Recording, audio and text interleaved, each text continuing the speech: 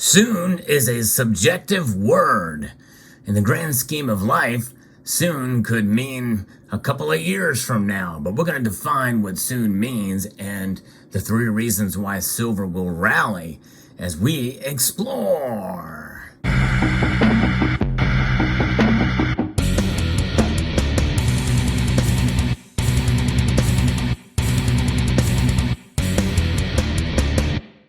In this video, we're going to be talking about silver's price and the projections for the end of the year. That is what soon means. Now, there's a lot of months between now and the end of the year, for sure. We're just getting into the first half of the year here, and likely we're going to see silver's price probably subside a bit as we move closer into the doldrums of summer. And these days of summer, well, we typically see silver prices kind of hold back a bit. In fact, today, as I record this video, silver is down slightly and gold is snapped up. Now, one thing we have to keep in mind is that silver does have a dual purpose. It has a dual role and making it much more difficult to predict where it's going to go. Things can come out of left field, especially when you have so many factors affecting its price as a commodity, as an industrial metal. Just as the case, if it was solely a monetary metal or a hedge like gold is for the most part, the vast majority of gold is stored and held, where the vast majority of silver essentially is consumed and used. Not only do you have 50% of it, and probably a bit more than that now, being utilized as an industrial metal, you have a lot of silver that's used in other areas too, in other aspects outside of industry, like jewelry, and other applications. Only about a quarter, about 25% of silver is stored as bars, coins, and rounds, such as you see on the display before you here. And so that means that when that's the case, and you don't have central banks storing the metal, not only do you not have that, the strategic stockpiles of silver are few and far between because there's a lot of it out there. When it's all said and done, there's a lot of silver mining that's occurring, but there is a projection that there could be a deficit. And at least there was earlier in the year. I reported on that. That has since been moved and kind of set aside based off of some recent news in China hurting because they're having a hard time kind of recovering after the massive lockdowns that they had in their country. But there's 3 reasons for silver to rally. I'm going to be referencing partially from a report on barchart.com that talks about this. And these are indicators that should bode well for silver. And a lot of it has to do mainly as silver as a monetary metal, as a hedge. But some of these factors can certainly play a role in silver's price as a commodity as well too, as an industrial metal. But the first one is something that is going to whittle away, and it's going to take quite a long time. It's going to take some time. But I think that likely we're going to see it move further and faster in that direction, at least to some degree, between now and the end of the year. And part of that will be because of what's going on with this FedNow service that's coming next month. The FedNow service I think will cause many, including those outside of the United States, to question the dollar. And now, obviously, it's meant to strengthen transactions. And I'm not sure if it will be enacted for international transactions between the nations around the world, because 60% of nations store the dollar and are transacted in the dollar as their foreign exchange reserves and the like. So they'll likely take part in this. But if there's a hiccup in the system with the logistics of it in the open, that can definitely prove to weaken the dollar. But what's going to really have an effect on the dollar is going to be its move and the abandonment, the attempting abandonment, and the cooperation of the BRICS nations, the BRICS plus nations now. More and more nations are starting to come together and trying to develop a system. The U.S. dollar has been the world's reserve currency, as we know, since the end of World War II. That was essentially set up with the Bretton Woods Agreement in 1944. The bifurcation of the world's nuclear power since February of last year threatens the U.S. currency's position on the worldwide financial system. And China is leading the way there. And they're leading an effort to develop a BRICS currency that could challenge the dollar's dominance. Now, that's on the tail end of what we heard in recent days in terms of the news on what's been going on. China has been challenging not only the dollar's dominance, but also the United States' military dominance, as they have had some pretty close run-ins with our jets, with our planes in the air, and also now just recently within a battleship there in international waters near Taiwan.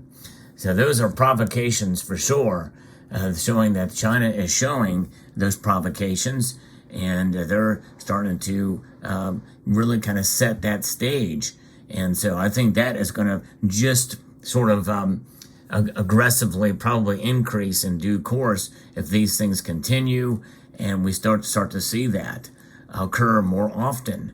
And I think watch what the militaries do, because what the militaries do is going to reflect what's going to be happening in terms of the economies between the BRICS nations and the other nations as far as the G7. Since silver, gold, and other currencies use the US dollar as the pricing benchmark, de-dollarization causing a weakening dollar supports higher commodity prices. And silver is no exception. So that's the commodity tie why silver could go up. And by the way, you take a look at silver price and other currencies around the world, you're starting to see this decoupling effect happen and occur. And so that is going to mean that the dollar's dominance and the dollar strength compared to other currencies may not mean as much, especially when you start to see these other nations start to work together. And it's going to take quite some time. It's not going to happen overnight. It's not going to happen within a year. But I think by the end of the year, some of this cooperation, some of these things that are occurring are going to have an effect. And I think that could send silver rallying soon. Now, what does a silver rally mean? I'll get to that at the end of the video. Let's talk about item number 2, interest rates. Rising U.S. interest rates since March of last year in 2022 have increased the cost of holding and financing long commodity commissions. The short-term federal funds rate rose from 0.125% in March of 2022 to 5.125% in May of 2023 as the central banks battle inflation with monetary policy tightening. In fact, that's why when you go to usdebtclock.org, that's why you see it zero out, because there's been a pullback. There's less money now, and there's less of the M2 money supply now. And they're pulling back money out of the economy. It's still a heck of a lot of the M2 money supply out there. There's no question about it. And Congress is already starting to try to do more to increase that by these big government spending programs that the Congress has just passed. And of course, with the debt ceiling, they're kicking the can down the road. But there will be between upwards of $3 to $4 trillion of new spending in the next 2 years. Moreover, quantitative tightening has pushed rates higher for further maturities, putting additional upside pressure on rates. A rising interest rate environment has weighed on commodity prices. Meanwhile, the trajectory of rate hikes is slowing as investors and trades become accustomed to the current climate. With inflation remaining at the highest level in decades, the appetite for silver could increase over the coming months. And there is some still talk that we could see a pause very, very soon here when they raise rates again in the middle of this month. This video is being recorded in June. I can't get this coin to stand up on that. There it is. Now it's standing up, but it looks black. Look how black that coin looks. Is that a foretaste of what's coming in this country? Yes, indeed. And that is a silver half dollar, by the way. It's a proof silver half dollar from the year 2000. Yeah, one of those I could have as a piece, just kind of hang out there for fun. Can't get this. Just gonna stop and play with the silver for a moment. Just bear with me. I'm having a moment here. All right, now, so that is what's going to be occurring. And I think that even if they do pause, there's talk if they pause now, they're going to raise rates again next time. So it'll just be a temporary measure. But I think if they pause, that's going to look good for silver. I think silver could possibly go up during that time. But there's pressure on it. And I think there's more upwards pressure for silver in that regard. And that's, again, by the end of the year. And we haven't talked about what the rally is going to look like, by the way, yet. But let's get into the third and final reason. There's two parts to this. It's technical factors. Now, I don't have a whole lot of faith in technical analysis. I just don't. I've heard some talk from technical analysts predicting where the price is going to go, and based off strictly the numbers. And a lot of that can just be blown up completely by some geopolitical event or the psychology of the markets, which is a very powerful thing. The natural market forces are extremely powerful. And I think that if you base everything by technical analysis, that means that you've essentially got yourself manipulation going on to the nth degree. There's just too many other factors that are much more powerful that can weigh in on the prices. But the pattern of higher lows since September of 2022, which is factor one, putting pressure on silver going in the upwards direction, and lower highs in the silver to gold ratio are technically considered buy signals for silver. Those two factors mean that people going to buy based off of those technical aspects, based off of the pattern, because technical analysis is essentially studying the patterns and the shifts in the patterns, mean that this sends us up for a climate for the bull market for silver and for silver to rally.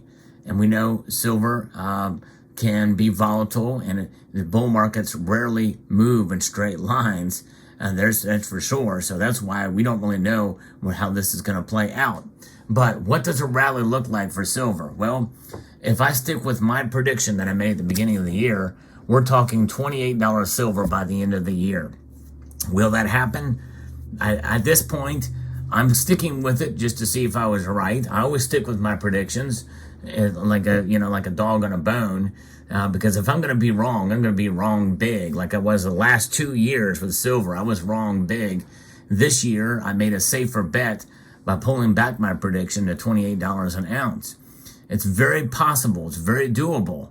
But I would say that based off of the three things I'm talking about here, we're talking $27 silver, then the low 27s. We're talking maybe $27.10 tops based off the factors that I'm talking about here. However, other factors could come into play that could push it up to $28 an ounce.